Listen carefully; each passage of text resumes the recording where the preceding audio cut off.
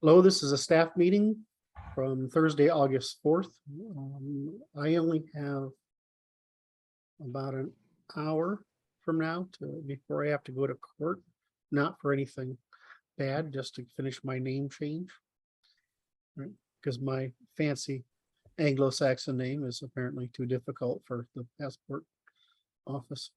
Anyway, we're sitting here. We were just starting before the meeting starts. We have a few minutes where we say, okay, what I'm going to cover this week. And sometimes I forget to hit the record button before smart stuff starts happening. And all of a sudden smart stuff starts happening. And so I'm trying to write it down fast. Anyway, so what we're sort of, we started with, we started with the basic idea is there's nowhere else left to go but us, and yet we are having it's very difficult to get people to forego enough of their priors to be able to reach the same state we have, as something along those lines. And I think it was Brandon simplified that to well, they don't want to take responsibility because when they do, they don't want to agitate the girls. Which I thought was a pretty adorable like reduction. That we had the pen is mightier than the sword when it motivates, only when it motivates the swords, which I thought was a truism. Luke said something that is interesting because he has his model is that the universe is like a cell wall. The universe is out there. The men form a cell wall that allows resources in and but keeps harm out. And this is on all sorts of levels. So women's superpower is the withdrawal of men's restraint. In other words, they give men moral license to act in their nature, which is very white blood cell oriented.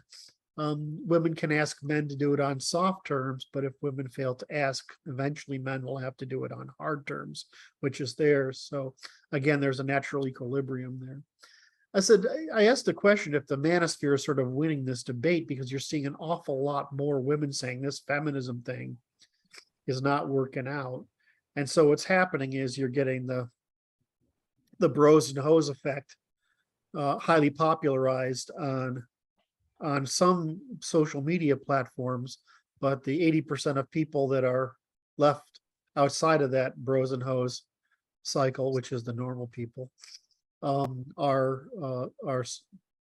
paying the price of it, and as such society is. And so I was asking the question is that I asked that question, and Brandon said, yeah, but the men are heading toward punishing women for the behavior. And we said, well, so could you just go to that a little bit? Sure.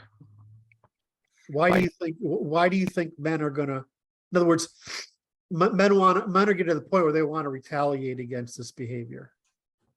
In other words, so they started going their own way, and all of a sudden dropping chivalry, dropping dating, dropping the basically reducing everything to transaction for sex without any overtime responsibility.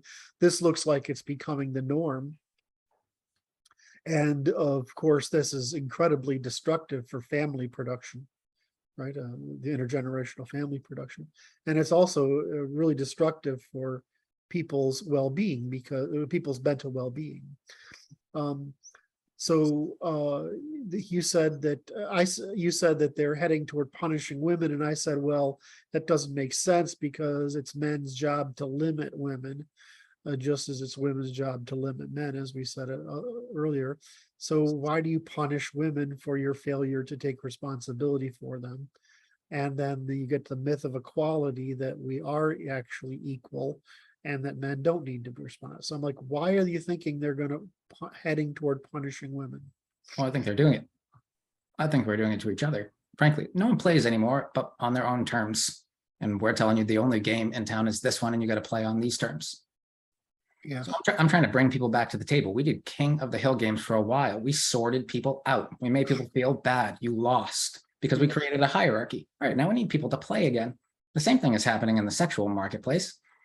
People have been Oh, I see. terrible to one another, all right? But we need one another desperately. And if we don't like use one another, we will get the fragile super systems that everyone is afraid are going to be put in place, because those will be what is necessary to cohere people at any reasonable level, because you don't get along with one another, because you don't teach the science of cooperation. You don't learn that individualism is a thing for the law and a promise of self-determination.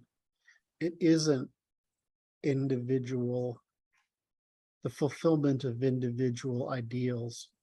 It's only the fulfillment of individual wants and desires within the Pareto and Nash equilibriums that are necessary for maintaining cooperation. You can't go to extremes. And for the simple reason that just as you must produce rule of law and order, you have to produce, just as you must produce goods and services and information, you have to produce generations. The family is the business that generates generations that pay for the period before you're able to function, participate, and after you're able to participate. So, all right. So you say we're beginning to punish women already. I think that's happening. Mhm. I was trying to square this with something that I learned traveling in France. And it was that in Europe, they, especially in France, women took their freedom out on the church.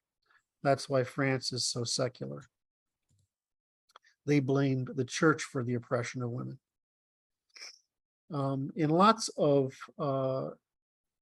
Europe, they blamed the aristocracy for what they called oppression. And in America, the women blamed men in general for oppression, because we had no aristocracy, we had no church. So there was no symbol of oppression other than men themselves. So it appears that what I'm just wondering if that's why it's so successful here. And now it's spread to Europe. It's becoming successful there because women view men as oppressive on their hyperconsumption when they don't realize that all they're doing is hyper-consuming. They're not giving anything back. Well, again, it's not emergent. They're getting that stuff from universities. Yeah. And we're subsidizing the behavior, meaning the pursuit of a career. Like you get to forego all of the cooperative relationships that you used to have to partake in order to move through this place. Well, let me ask a stupid question though. I mean, is how we know that's true in the pretend sciences, but is it true in applied science, things that matter, economics, excuse me, is it true in things that matter, the physical sciences, the biological sciences, and the and the engineerings, right, and accounting and finance and economics? I think it's just that women don't hate real science. They specialize in social science. And we know that almost all sociology is not, I mean, literally all of it is non-reproducive, or it doesn't reproduce.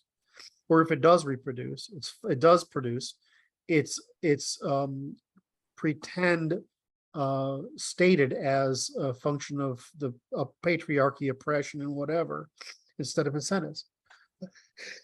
Excuse me.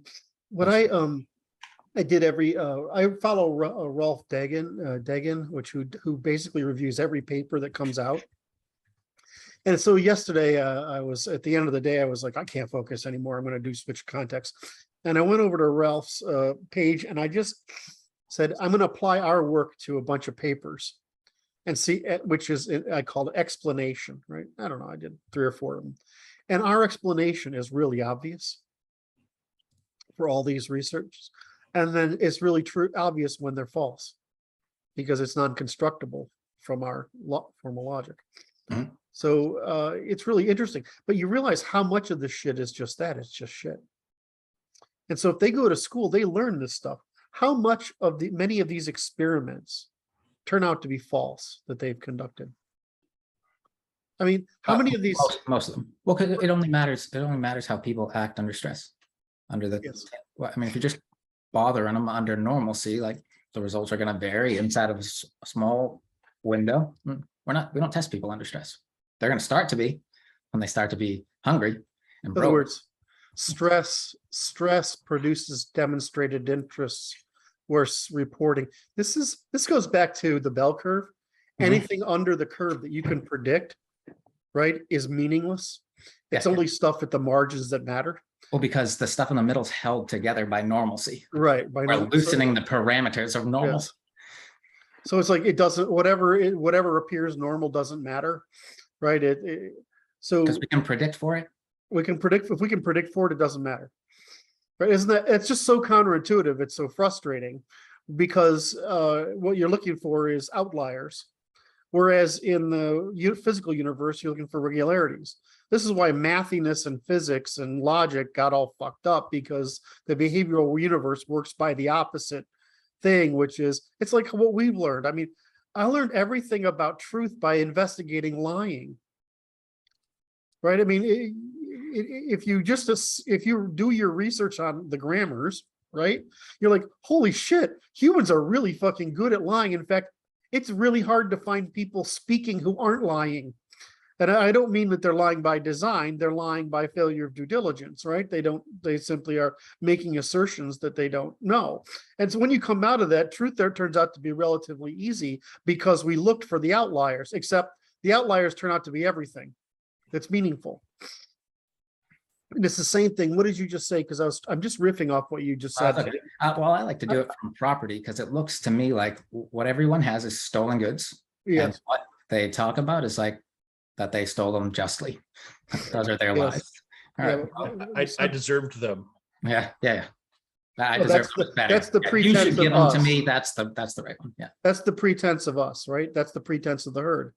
We're not friends. We're not family.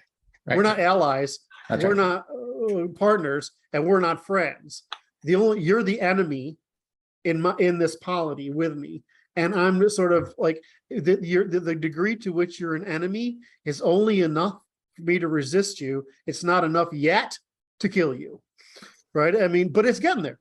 Well, So- women use their ultimate punishment on those closest. They'll excommunicate people like for a certain amount. That's their ultimate punishment, the removal of attention. We Right. kill people. We kill, right? We just kill. We. It's like women commit suicide and they don't really mean it. Men commit suicide and succeed, right? Because we mean it, right? I mean, it's just a difference in that behavior is constant. The thing is, you said something very smart there, and I wanted to riff. I was trying to riff off it, and I lost it. Was it that people were defending what they stole? No, it was before that. It was before that. Damn it. I went off on that whole fucking rant there just so I could defend what you stated, and I lost it.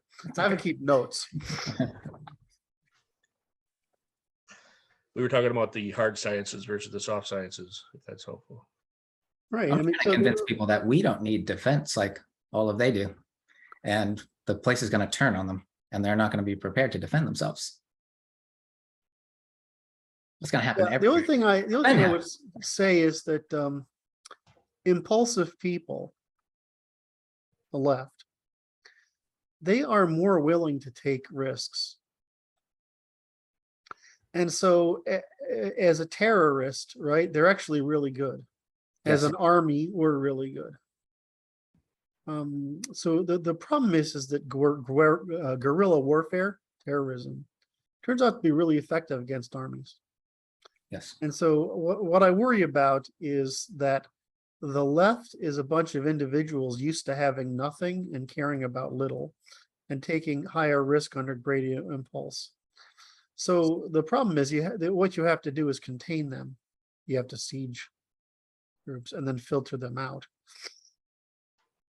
And otherwise, in other words, you have to contain them seriously and then keep them out. Otherwise, it's actually very hard to, we don't want to get overconfident about the future that's coming at us. God damn it.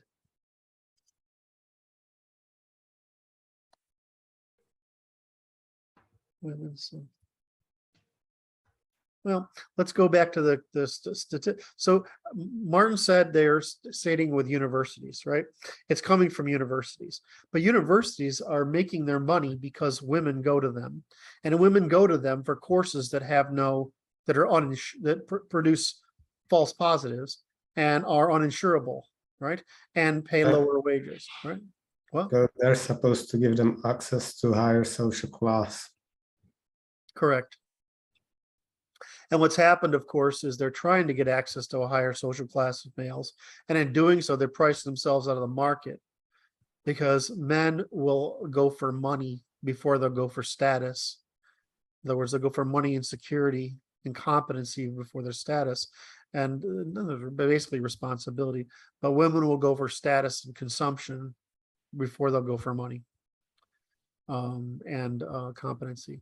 So there's been a big divergence here. So to some degree, funding all this leftism is just creating a catastrophic discord in the ability to produce families. Now, we could solve this a different way by saying, okay, well, adopting the German system of pushing apprenticeship way down into high school so that men were more competent, men were more competent without floundering in the market for 5 to 7 years. So that'd be somewhat fixable, but you're not going to fix the false promise that you're going to go out and get an education into a non-job HR, right? Marketing, right? Into these non-jobs that are white collar non-jobs that happen to be profitable in an era of hyperconsumption because of credit expansion. You're not going to, those non-jobs aren't going to be there. So I don't know if that this can continue. What's the construction? It's Oh, you mentioned, HR brings up the other point of, you said that women aren't taking the hard sciences, right? That they're taking all the soft sciences. The problem, the influence is still there though, because they're gatekeeping the hard sciences through admissions and through school policy. right. So I'm afraid. Oh, sorry, Luke. Please. Even the hard sciences are getting polluted. They what? Even the hard sciences are getting polluted with this crap. Correct. right. I think woke, the criteria for woke, so like whoever is the most oppressed, I think that gifted them decidability, and that they've been using that decidability for a while now. Of course. And that's undermined everything. And we're saying that that method of decidability is a crime, is war. A more charitable, like Lindsay's doing the heavy hitter analysis, right? But Yes. the more charitable view, in other words, a step down from that, is how liberals became progressives. And I can't remember if it's Sowell who wrote that, but I'll find it. I know there's a video on it somewhere because I remember running across it. But I thought it was a good example of, we need a video that talks about the evil conspiracy, right? Which is the neo-Marxists. We need how the progressives turned into what we call liberals today, which is a merger of the two wings, and which is the Christian and Jewish combination, right? It's sort of like Greek and Semitic religion getting combined together. So, and then there's how progressives rewrote the Constitution by what's his name? That's not coming to me. So if you look, actually, I should have done the other order. Or is that those three frames get you if you got the feminists in there, if we could do the same thing of what feminists did, you could actually, help get fairly ordinary people to, basically get what happened. And then, our work, or my work, at least our work, says, well, this is why we let it happen. Because we were well-intentioned, high-trust fools. Aristocracy. Oh, another thing I was working on is that British aristocracy was trying to virtue signal their morality in government as governors, right? It's a little bit like the enlightened despot became the enlightened nobility, right? I mean, the British took it that direction, and very parental. And so, you realize that the elite colleges originally, in other words, the original colleges were extensions of the church, and the church was producing theology, basically morality, law, in other words, positiva, law, negativa, and medical care, which is obvious. Like, those are the three things they produced. Those are assisting in the governance of the state. So what happened is, up until 1960 or so, the elite universities were filled with what we call our American lesser aristocracy. It's untitled families of great achievement and a few smart people who managed to get in. Well, how does the rest of the world do that? They do it by loyalty and clannishness, but we got rid of clannishness. So we did it by loyalty and duty and morality, right?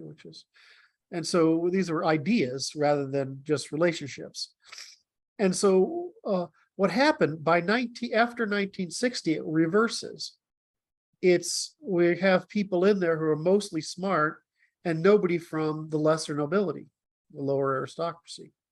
And so we had no people invested in the preservation of that system of responsibility and morality. They're essentially producing managerial elite, right? Credentialists. But those people aren't even invested in it. Whereas if, like I bitch all the time, if you look at law courses today at our elite universities, they're how to undermine rule of law. How to be immoral, you mean? How to be immoral, right? They're lessons in lawyering and judging as immorality. And I'm like, why is it that we're ending with these Catholics on the church, from the Catholics in the courts being somewhat good versus Protestants? I'm not quite there yet, but I get it. I mean, I can feel it. I get it, right? The Catholics understand guilt. I guess, yes. That's They're guilty. Catholics learn natural law. Yes, that's right. Exactly in the form we teach it, but they're not that far. Yes. And so I always had thought this explains my thank you, Martin, for throwing that in there. My frustration with, I grew up in my mom's Catholic and my father's old line, Protestant, right? New England Protestants, right? And so, I make the joke, it's true. My father got disinherited for marrying my mother because she was Catholic, because that was a sin to marry Catholic. The thing is, though, is it what survived the moral conquest? The Protestants? The fundamentalists sort of did, but they only did it with religion, not law. But the Catholics, they've got, like Martin said, natural law and Catholicism they're no different, right? They're basically, it's the same process, because the Catholic Church basically went there, right? I've been trying to figure out why. I'm like, well, I mean, I consider myself a Protestant in the sense of I consider myself a Tory, like I'm Church of England, right? And which is Catholicism without the Pope, right? And then you go over to you meet the Catholics, and then you meet the Orthodox, and they're even better, but they don't have the law part. So it's just strange to me that under Protestantism we need both you got to be military as well as church. And the Catholic Church, you don't have to be military. You can just be a moral soldier, a Jesuit, basically. Well, right? They split to the ends of the triangles, yeah. Right, exactly. I thought it was really, I've been trying to get my arms around this. Of course, Martin has to. You guys do this all the time, I'm going to make some story about a great moral struggle to deeply understand, and then you say, "Well, it's just this." Well, you take away all the fucking fun of the goddamn argument. But anyway, fine. I am listening to Summa Theologica. Are you? And what are you finding? Well, I fully understood the difference between natural law and what the Bible contains, which is just commands. Yes. Aquinas explains the reason for every law, what it's supposed to accomplish, turns God into rational lawgiver instead of an authoritarian. You know, Martin, do you realize where you are among people? I always find your lack of arrogance somewhat humorous. Because if I were your age and I had your amount of knowledge, given my dominance expression, I'd be a fucking dick and a half. Because I don't think you're really fucking good at this shit.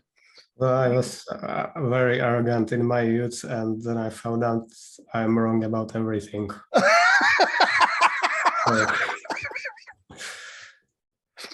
Trying not to make that mistake again. That's too funny. Anyway, no, I mean, you just I just think it's funny. If I ask 100 people about Aquinas, right, you'll get 100 slightly different answers. There's only one fucking answer, and Martin just gave it, right? That's the difference, right? And so Aquinas is trying to deal with the fact that the Greeks' science has returned, Greek reason has returned to Europe, and he's seeing it happen. He's like, okay, well, I can't beat this. So, whereas Augustine was saying, I have to accommodate this or it's a threat. Aquinas said, we just need to integrate it. I just think it's fascinating, I mean, and we don't think of ourselves, maybe I sort of do, but is in the same fucking position as these guys. That's so funny, Brandon. No. We don't. Just you admitting to yourself under your breath. I found that funny. So, but we're sort of in the same position as these guys, right? There's a new religion in town, and we're having to analyze our habits and traditions and put work into defining them to preserve them. Yeah, but the beauty this time around is like you could get this one or you could get the woke one. Party for you. Pick, choose. So can I ask this question? There's always been the woke one. Say again? There's always been the woke one. Yeah. We're not the first time to have clown world. Yeah. So, well, let me ask this question. If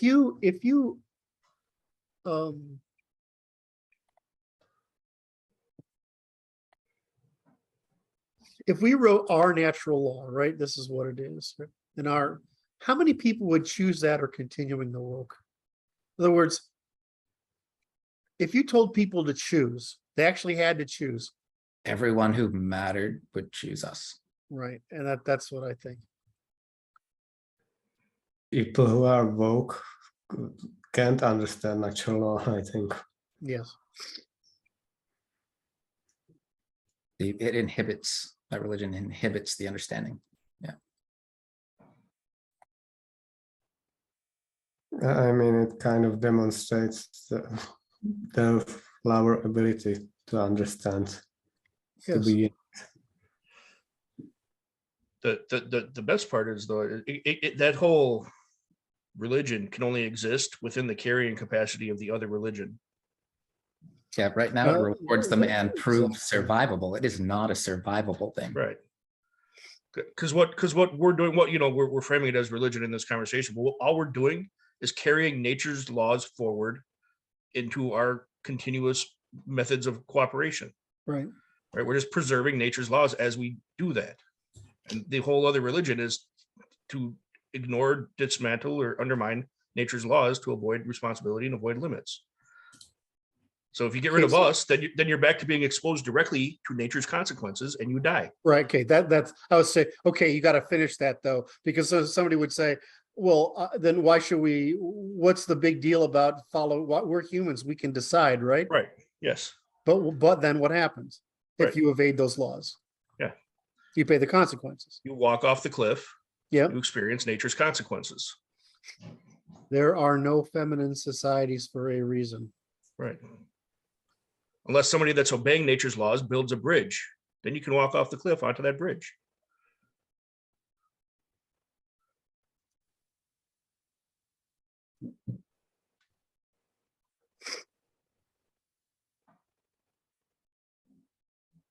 That's what I was talking about earlier, though, when we were talking about the manosphere stuff. We're seeing in the withdrawal of men from those interactions, all we're seeing is nature's consequences reasserting. Right. Men don't have to punish women. You step back, nature takes it, steps in. No, I got to use that frame more often. That's really smart. You're very good at what you do, Luke. This is why we were warning at the beginning for the men not to punish the women. It's not necessary. It's a waste of your time. It's a waste of your time. This place punishes all of us. We got to work together so it doesn't do that.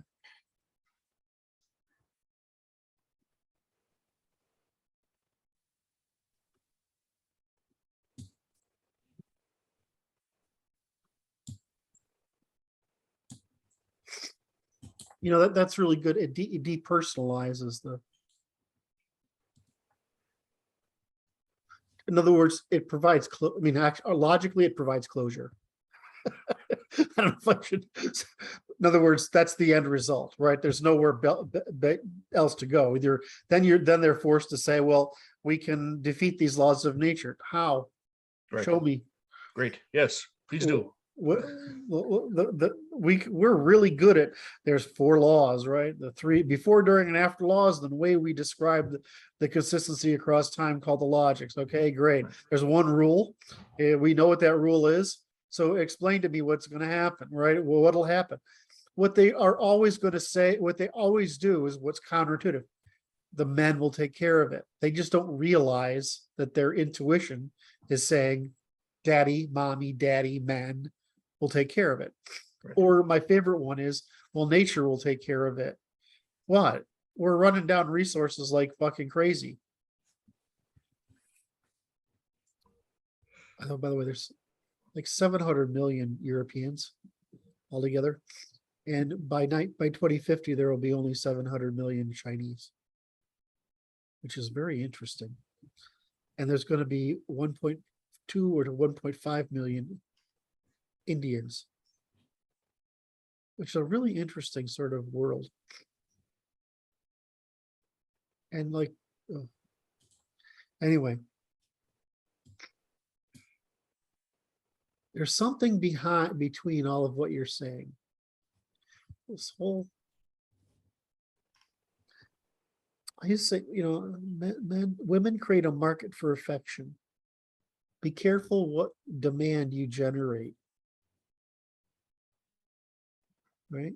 And since you must account for the seen and unseen,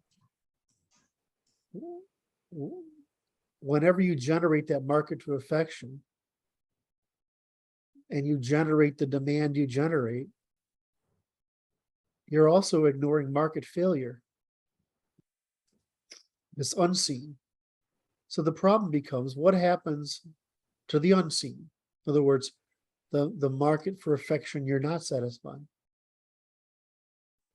I mean, men will take some shit for a while from women because basically we ignore it until it matters. But it started to matter, right?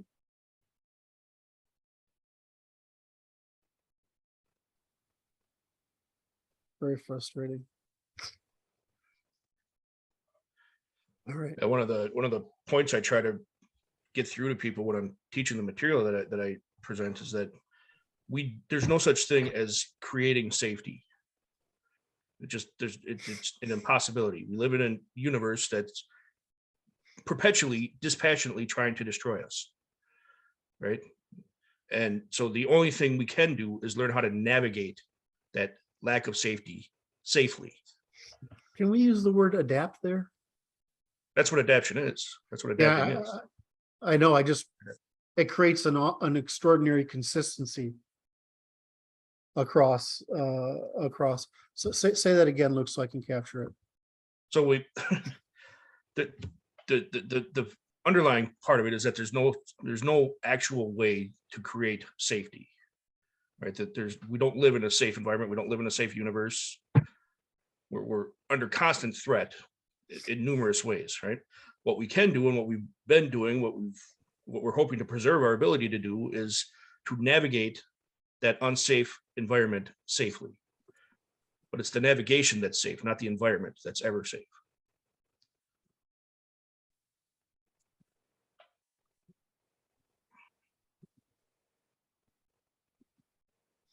I guess the part I'm trying to figure out how to fit this, it's safety is when people mean, how do you get the fact that the change never stops? Well, your environment's always changing. You're at the whims of it. Good men don't afford for nature to punish the things that they love. They stand between those things. That requires discipline. I can't always be watching you. I can't always put my hand in front of what's happening. I can't always pull you back from the road. Like, my job to teach you to look both ways. Mhm. Well, that's how I frame progress as well. All we're doing is we're increasing the period between our choices and nature's feedback to those choices, giving ourselves more Yes, that fits great. time. All we're doing, say that all we are doing. Is increasing the period between our choices and nature's feedback to those choices. That is a return on time Yes. investment. I was looking for nature's feedback. Whereas the way enemy uses the word progress is just entropy. Right. It does the opposite. It removes that time, Wait a minute. gets us Art, closer to nature. You got ahead of me. Sorry. Brandy, you said, what'd you say about time? What Luke is describing, that's why in economics, we use time as the underlying axiom, because we're trying to save it. That puts time between you and consequence, and that affords for maneuver, right? Rethinking Yes. what it is you're doing, Right. disciplining your intuition, thinking on an instinct. These are all the same. There's a time gap that we're trying to create, and there's an optimal one, because you do have to choose against this place and decide and act. Oh my God, I love you. And without that increased period, without that time, the left's impulsivity would kill them. It's going to kill us.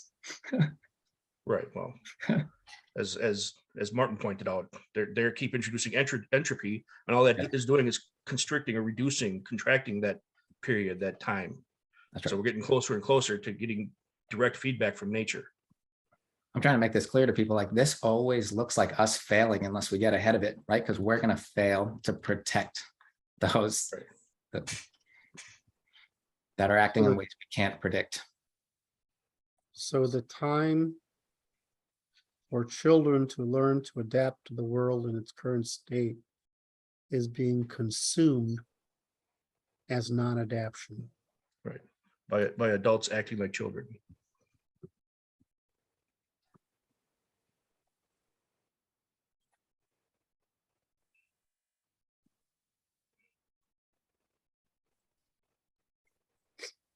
Well, the anxiety we see is too much choice. It's like, what would you like to do? Not knowing agent? I don't know. All right, well, labor over it for a little bit instead of just choosing something good for them.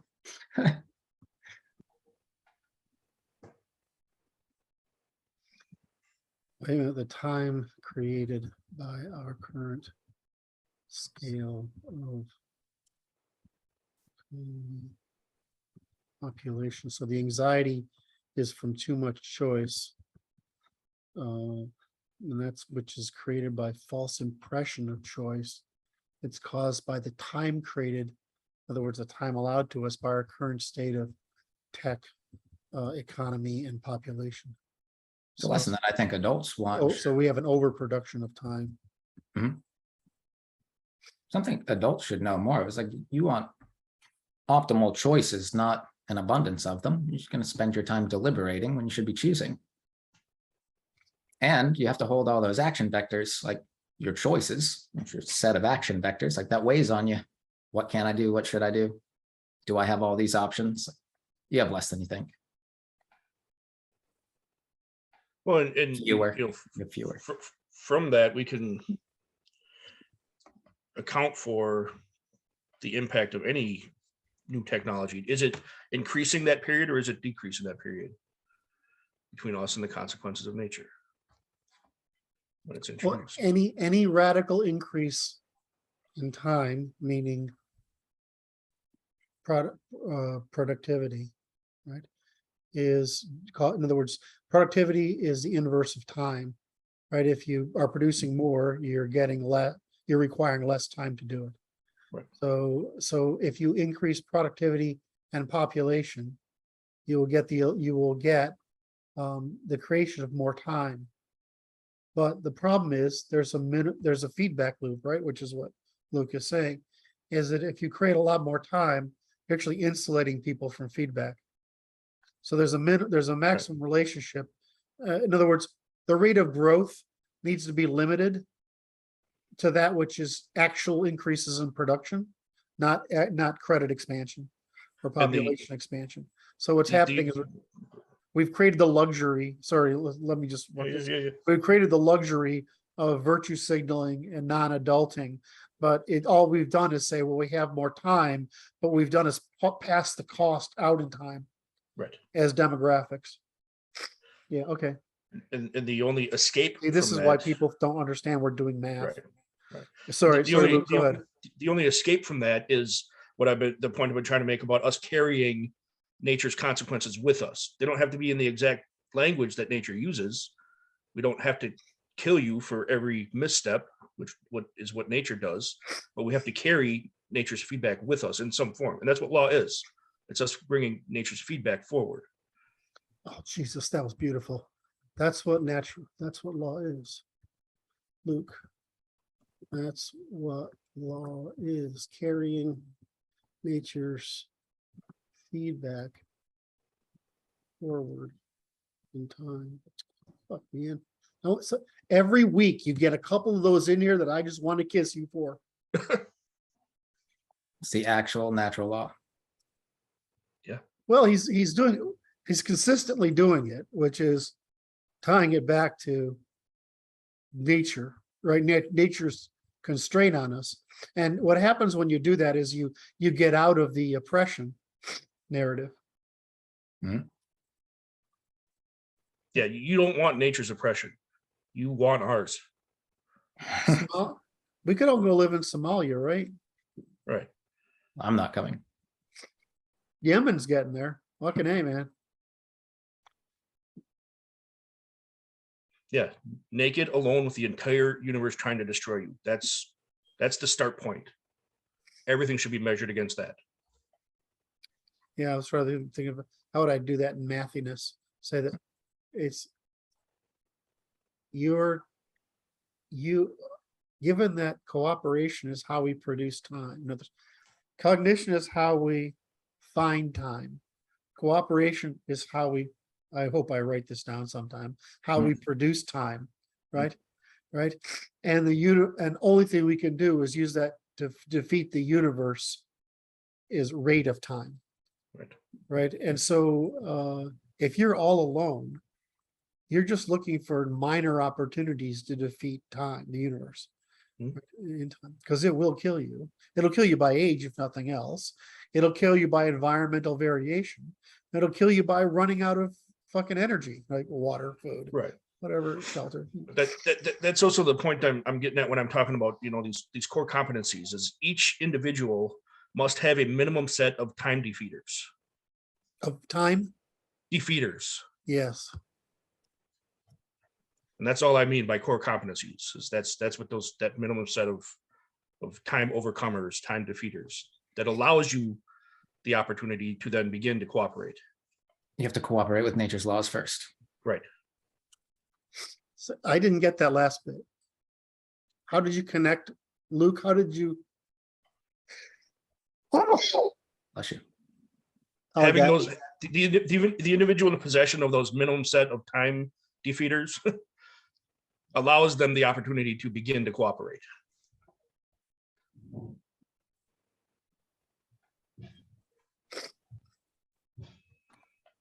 And then Brandon, what'd you say? Well, I was saying the foundation for cooperation, like with other beings, is cooperating with the law, the laws of this place. Like You only have to harness this place in order to create returns on time, which are just like productivity is just change. You change something from one state to another state, so it's useful. Beautiful. Yeah. Yeah, if you can't talk to nature, you can't talk to me. I mean, you're just saying it. At one end, there's magical thinking, and the other is there's natural law, Right. the laws of nature. The natural law, but one of those laws of nature. And yeah, I mean, those who grasp the laws of nature seek to adapt to, or what Luke says, navigate within the limits, in other words, costs, because that's what a limit is. A limit is a cost of nature. And the opposite end of the spectrum is evasion of costs, right, of adaptation in order to maximize consumption instead of paying costs. Well, this was fun. I had a lot of notes. All right, so anything else before, because I have to drive 20 minutes to get to my court. Sure. Well, To I tie think- it back together with what we were saying at the beginning, like people need to play. You get better if you play. We're all making this on our own. You get to go forward from the law. It's the bottom. You got to get to the bottom to stand. We're just offering that bottom. You don't got to like our people. Well, we're also not telling people you have to do X. We're just saying you No. have to not do Y. Correct. Right. Well, you have to not harm yourself and your people through time. Otherwise, you're not going to make it. Or you have to And we not. won't allow you to externalize those costs to That's us. that. There we go. Okay. Punish you for externalizing those costs to us. That's what we're telling them. We're saying you're doing May it to not you, externalize but it. you may not do it to us. We're saying if you consume time, you have to return it. Yeah. Hmm. Or in any case, if you can't, there needs to be less people like you. Fewer. We got. I wish I had another couple hours. This conversation go on fucking day. No, this is great. Because it's we're creating the unifying. Luke created the unified frame that allows us to further unify everything. Right. In other words, we talk about these topics, but we never say, well, because we have to deal with nature and we pay the cost. But once you do that, you get to say about externalities, which is our real bitch, right?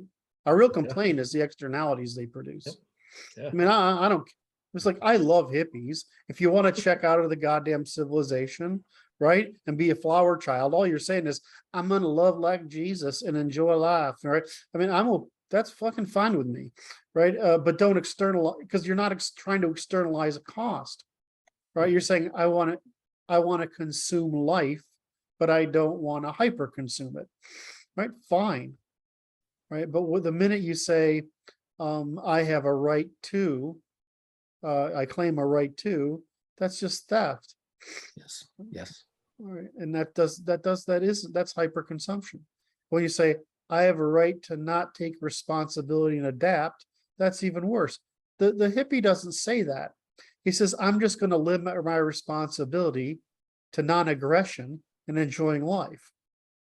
Right. I mean, that non-aggression is a great thing to do. And non-indirect aggression is what we want, which is no aggression by externality under the pretense that there's some debt that we share equally to each other. We don't. The only value of cooperation is the returns on. Otherwise, it's better to kill you and take your stuff. Yeah. Cheaper, faster. It's faster too. And That's why we have the law. It's fast. It's just to take it from other people who already got it. Well, and people hear us say that and they fail to recognize that that is the question that nature is always asking. Mhm. Why Yes. don't I kill you and take all your resources? That is Yes. nature's perpetual question. It doesn't have a problem. Us asking it is just gentler. Yes. I think we said that already. Yeah. That we're just gentler. Yeah. We're just If it's coming to you in words, it's gentle. If it's giving you a warning at all, it's gentle. Yep. We encounter that with dogs. I like the ones that growl at me before they bite me. Yeah. Some of them will just bite you. Nature's feedback offers no warning. Hey, just like, is it possible to fix a really aggressive dog like that bites you, just bites you? No, the same way it's not possible to fix a violent human that offends repeatedly. Like, Yeah. they're in it to hurt people for hurting them. There are dogs that are in it to hurt people for hurting them. There are dogs that are in it to hurt dogs for hurting dogs. That's not to say they weren't traumatized into it, right? Right. But there are bad genetics and there are bad histories that can't be because you're weighing it against the possible consequences of what the dog could do too. More powerful the dog, like you don't want it to go out hurting someone. If the probability is high enough, the answer is euthanasia. It's the hard answer in the dog world. Like, actually, you should put the bad ones down. That's the hard answer in our world. That's the hard answer in our world too. I realize in the dog world, you can't say it. Like I had to come out into the human world. I dealt with dogs for a long time. And I was like, I can't fix this in here. But people won't get, they're too compassionate. All right, love you guys. Thank you for the meeting. I really wish we could continue this. Maybe we should pick it up again next week, but that was, I just, some days you just want to get 2 or 3 hours out of it. And today I can't. All right. I hopefully will come back with a different name. I think I considered Eric Danelaw. It's like, if I'm going to change it, might as well change it to my alias, but no, too much difficulty. Anyway, love you guys. Yep. Have a good one, Kurt.